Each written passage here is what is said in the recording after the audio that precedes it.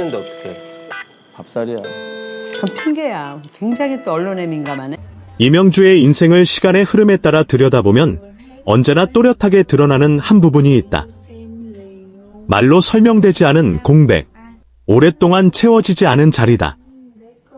그 빈 공간은 줄곧 어려서부터 그냥 입버릇이 됐고요. 집에 있을 때도 아버지라는 단어와 함께 존재해왔다. 세계적인 무대에 서며 수많은 관객 앞에서 자신의 음악과 이야기를 풀어냈고 언론과의 인터뷰에서도 삶의 방향과 가치관을 거침없이 이야기해왔지만 유독 아버지에 대한 언젠가 빼는 게 어딨어. 언젠가 빼는 게 없어. 야, 7순 8순 빠지면 그거는 질문 앞에서는 늘 한 발 물러선 태도를 보여왔다. 최근 방영된 예능 프로그램 아빠하고 나하고에서도 이 흐름은 크게 달라지지 않았다. 가족을 주제로 한 프로그램이었음에도 불구하고 그의 그래서 더 그러셨구나. 너무 어린 나이에 데뷔를 하셨으니까. 서사에서 아버지는 끝내 전면에 등장하지 않았다. 이러한 침묵은 단순한 연출상의 선택이나 일시적인 회피로 해석하기에는 무게가 있다. 이명주의 가족사를 둘러싼 흐름 속에서 아버지는 오랜 시간 언급되지 않는 존재로 남아있었고 그 배경에는 단기간에 설명할 수 없는 복합적인 사연이 쌓여 있었다. 공식적으로 확인된 정보는 극히 제한적이며 가족 역시 이 부분에 대해 의도적으로 말을 아껴온 것으로 보인다.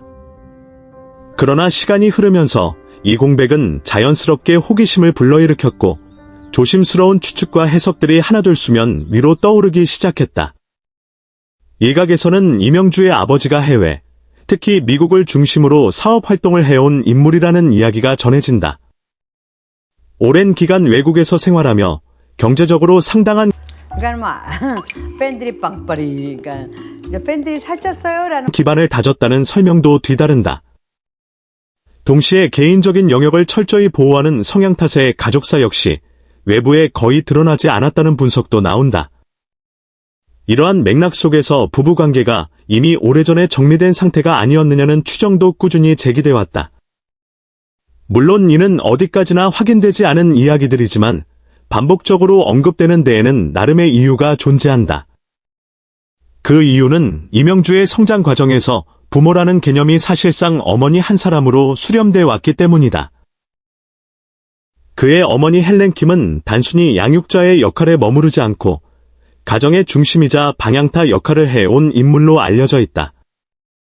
어린 시절부터 이명주의 생활 전반은 어머니의 손을 거쳐왔고 학업과 음악, 진로 선택은 물론 성인이 된 이후의 삶까지도 그녀의 판단과 못 쓰실 것 같아요. 저랑 결이 비슷하셔서. 뭔 페이? 역시. 아, 핸드폰. 관리 속에서 이어져 왔다. 헬렌 킴은 자녀를 키우는 과정에서 두 사람의 몫을 홀로 감당해야 했다.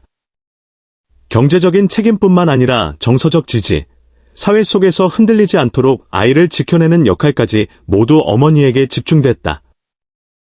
주변에서는 그녀를 강단 있는 인물로 평가했지만 그 강인함은 타고난 성격이라기보다는 상황이 만들어낸 결과에 가까웠다. 가족의 균형이 한쪽으로 무너진 순간 그 무게를 온전히 짊어질 수밖에 없었던 사람이 바로 그녀였다. 방송을 통해 공개된 이명주의 일상은 이러한 가족 구조를 더욱 분명하게 보여준다. 집으로 돌아온 그는 여전히 어머니의 세심한 관리 속에 놓여있다. 빠졌다. 무대 위에서 차분하게 노래를 이어가던 참가자 빈에서가 심사 과정 중 자신의 음악적 뿌리에 대해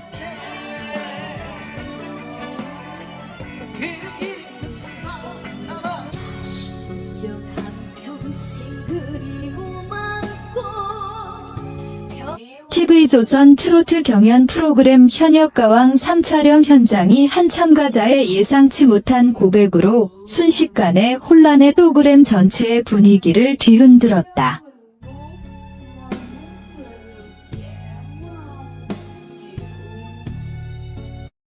빈에서는 그동안 현역가왕 3에서 꾸준히 안정적인 실력과 성숙에 언급하며 트로트계의 전설 나훈아와의 깊은 인연을 밝힌 것이다. 이 사실은 사전에 어떤 예고도 제작진과의 조율도 없이 전해졌고 그 여파는 촬영장을 넘어 여러 차례 심사위원들의 관심을 끌었다. 그러나 이러한 특징들이 단순한 재능이나 노력의 결과가 아니라 트로트 역사 그 자체라 불리는 한 감정 표현으로 주목받아온 참가자였다. 또래 참가자들과는 다른 무대 집중력, 그리고 유독 정통 트로트에 가까운 호흡과 발성은 있다. 일부 스태프들은 상황을 제대로 이해하지 못한 채 서로의 얼굴을 바라봤고 심사위원석에서도 당혹스러운 기색이 역력했다.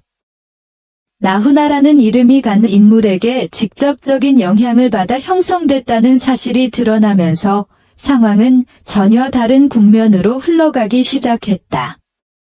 문제의 발언이 나온 순간 촬영장은 짧은 정적에 휩싸였다. 그런 인물이 특정 참가자의 사부로 언급됐다는 사실은 경연 프로그램의 공정성과 평가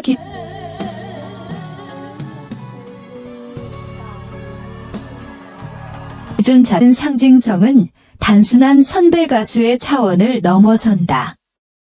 트로트 장르의 기준이자 역사이며 현존하는 가수들 대부분이 직접적이든 간접적이든 그의 영향권 아래에 있기 때문이다. 나훈아와 같은 시대를 관통해온 인물로 장르에 대한 자부심과 원칙이 누구보다 강한 인물로 알려져 있다.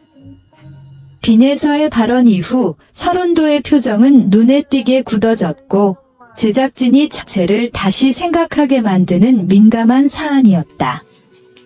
특히 이 고백이 큰 파장을 일으킨 이유는 심사위원 중 한 명인 서른도의 반응 때문이었다.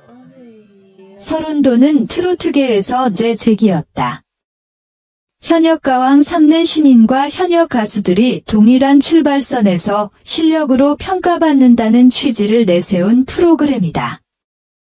그런데 특정 참가자가 트로트의 정점에 있는 촬영을 이어가야 할지 잠시 판단을 멈출 정도로 현장의 공기는 급격히 무거워졌다.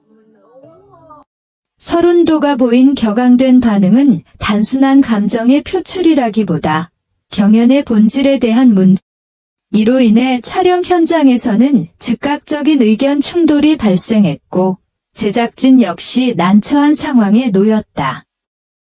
일부 심사위원들은 빈에서의 실력을 있는 그대로 평가해야 한다는 인물에게 직접적인 지도를 받아왔다는 사실은 다른 참가자들과의 형평성 문제로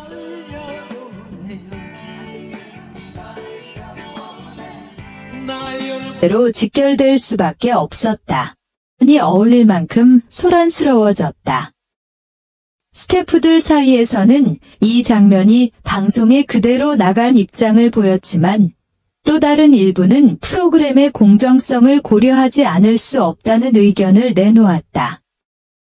이 과정에서 촬영은 예정보다 크게 지연됐고 현장은 그야말로 난리라는 표현